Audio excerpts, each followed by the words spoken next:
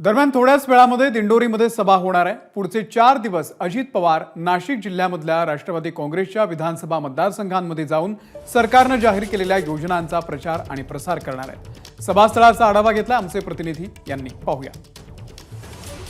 राष्ट्रवादी काँग्रेस पक्षाच्या जनसन्मान यात्रेची सुरुवात आज नाशिक जिल्ह्यातल्या दिंडोरी विधानसभा मतदारसंघामध्ये होणार आहे आणि यासाठीच दिंडोरीमध्ये आपण पाहतोय एक भव्य दिव्य स्टेज या ठिकाणी करण्यात आल्याचं पाहायला मिळत आहे। या जनसन्मान यात्रेच्या निमित्तानं राष्ट्रवादी काँग्रेस पक्षाचे राष्ट्रीय अध्यक्ष अजित पवार हे महाराष्ट्रातल्या विविध विधानसभा मतदारसंघांमध्ये जाणार आहेत। खास करून प्रत्येक मतदारसंघांमध्ये जाऊन राष्ट्रवादी काँग्रेस पक्ष किंवा सरकारनं ज्या काही वेगवेगळ्या योजना जाहीर केलेल्या आहेत त्या योजना सर्वसामान्यांपर्यंत पोहोचवण्याचं काम या निमित्तानं होणार आहे। आज या यात्रेची सुरुवात होते आणि त्यामुळेच राष्ट्रवादीचे सर्व जे महत्त्वाचे मंत्री आहेत ते सर्व जनसन्मान यात्रेसाठी नाशिक जिल्ह्यात आलेले आहेत आणि साधारणपणे काही वेळामध्येच या ठिकाणी सभेला सुरुवात होणार आहे। समोर आपण पाहतोय हजारो खुर्च्या समोर मांडलेल्या आहेत। यासोबतच पोलीस बंदोबस्त देखील या ठिकाणी मोठ्या प्रमाणात तैनात करण्यात आल्याचं आपल्याला पाहायला मिळत आहे।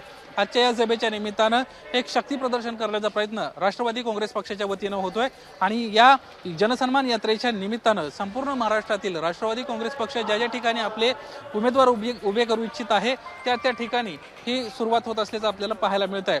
कॅमेरामन अनिल सनगरेसह निलेश बुदावले, एबीपी माझा, दिंडोरी। एबीपी माझा, उघडा डोळे बघा नीट।